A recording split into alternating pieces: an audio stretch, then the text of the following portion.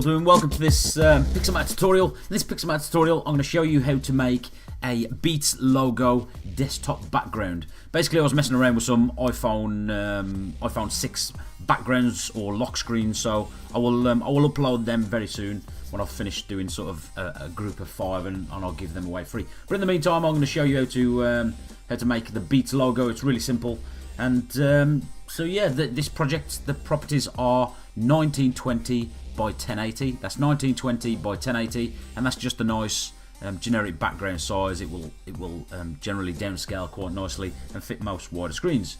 So when we've got a 1920 by 1080, our new document or new project, press Command minus on my keyboard just so I can zoom out and see the whole of my canvas. It's quite simple this, and it shouldn't take too long. Get my paint bucket tool, so I'll go to my tools, Command and 1 to hide and show tools. Paint bucket tool right here, and then I'm going to want my colours, so I'm going to press up Command or Shift Command and C, and it will show my colours.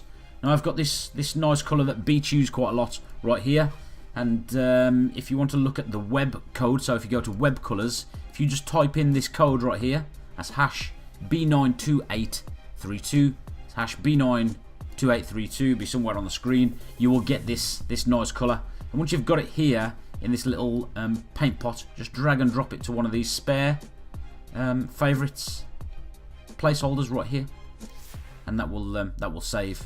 So then you can go to any colour, select your paintbrush, just go to your colour and then select that colour, and it will be there for you. The next thing is we're going to want to make the logo, so I'm just go to my tools and select my selection tool or my move tool. So go to my shapes and hold Shift, and it just allows you to manipulate the shape a little bit better. So you see that we've got this sort of shape with reflections and colours that we don't want, so I'm going to have to change this in my styles, and that's Command 7 to hide and show your styles.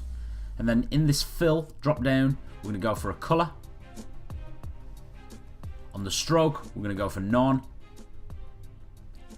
On the colour, we're just going to select black, so I'll go to our crayons and select this licorice or this black colour right here. And then we're also going to go back to our styles and remove the reflection that I've got. So if you've got in a shadow or anything like that, just deselect it. So we just want a standard black sort of tile right there. And I'm just going to drag that into the middle, so I get my grid lines right here. Look, drag it into the middle, and I'm happy with that size, but I can change the size later if I want to. I'm going to go to my shapes in my layers. I'm going to right click and duplicate that shape, so copy that shape. I'm going to go to my colours right here, so click my colours on my styles tab and select the colour that we chose before. Remember the web colours that we chose before, our B92832, we saved it to our favourites. Choose that colour right there, and then we're going to drag that down and make it smaller. Again, you can hold Shift if you want to, just to keep it, but I don't want to too much. Just going to drag it down so it fits nicely into the centre like so. And so you roughly know the Beats size, but it'll be around this size. Now there's a couple of ways that we could do this. I could actually use this shape here and just do an outline. I'll show you how to do that in a minute. Or we could copy the shape again, make it black, so we've then got the centre. I would prefer to do it in the styles. Go to my stroke, change it to colour. Click that colour placeholder right there, and then select our favourite colour, or our colour that we've put into our favourites. Go back to the fill and select none. So now we've got the outline, it's called the stroke, right here, the outline of that circle.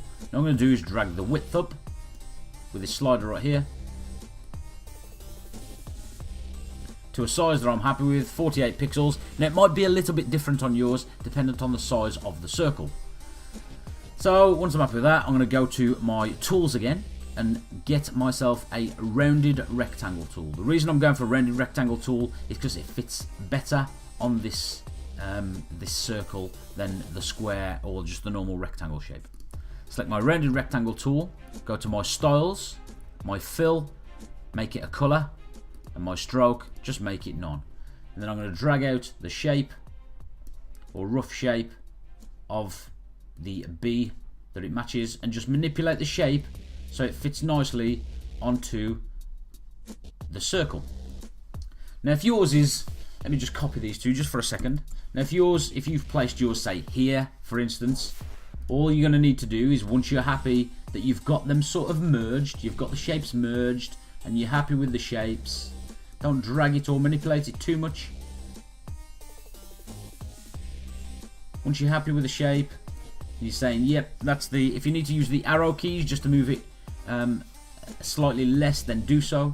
Left and right arrow, up and down arrow keys. So once you've got both the shapes and you're happy with them, highlight them both in your layers pane and then drag them to a place that you're happy that they're going to sit. Mine are going to sit right here like so. So if I deselect those shapes and then I look at them, am I happy with where it is? Not exactly. So what I can do, I'm going to highlight them both and just use my arrow keys and move them left slightly because that's where I want to move them, and then down a little bit until I'm happy with them. Am I happy with where they're placed? Yes, I'm quite happy with where they're placed, but what I want to do is resize this outer shape just to make it a little bit smaller and then drag it so it sits nicely like so. So I've manipulated the shapes. I'm going to highlight all the shapes, right click and group, double click that group name and call it shape. So now I can move these shapes with the group all together and it's all good. So once we're happy with this, right, now there's a couple of things that we could do underneath. We could write the Beats audio and I'll show you how to do that quite quickly. Right, we'll go to text, select a text. Now the text that you're going to want to get, and it's from a place called 1001fonts.com. I'll put it in the description. I'll also put it on the screen. But the text that you want is something called Opifico, and I've used it before in a tutorial, and it's a really nice text as well. Remember, it's all lowercase in the Beats, but it's totally down to you. You know how you want to use it, and the Beats is generally the white text. So we highlight the text, go to our colors, up, Command and C to show our colors.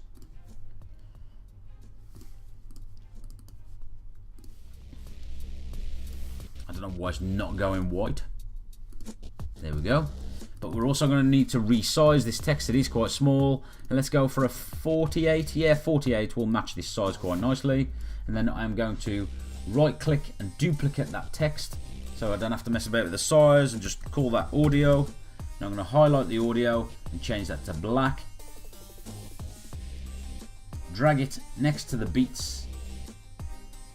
I want the audio to be a little bit closer to the Beats text, because if you notice, if you look at the text, it will be very close. And I'm going to highlight both the text in my layers pane, right click and group these.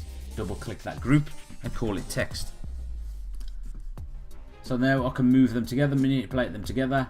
So that is our basic sort of our basic Beats audio background. You just export that out now and save it as your desktop background, and that will look quite cool. Another thing that you could do, you could with this text, we could go to our styles layers and we could select them individually, open the group, and we could add a reflection, which would look quite nice, I suppose, on both of the texts. So you add the reflection and that looks quite nice. Let's remove, in fact, let's remove that reflection, because personally, if I wanted to duplicate the Beats exactly, I wouldn't. I would leave it as we are now, as at this stage, and that's exactly as it is. Let me just... Okay, so there's something else that we could do. Turn this text off, and I'm going to go to my shape here, right click that shape, open my shapes, right click it, and duplicate. Now I'm going to want to take this shape copy outside of this group. So what you have to do is drag it below the group till you get the blue line, and then move it left slightly, and you'll see the line move left, and the shape group will unhighlight itself. See? And then you know it's outside of the group, and then you can minimize the shape again.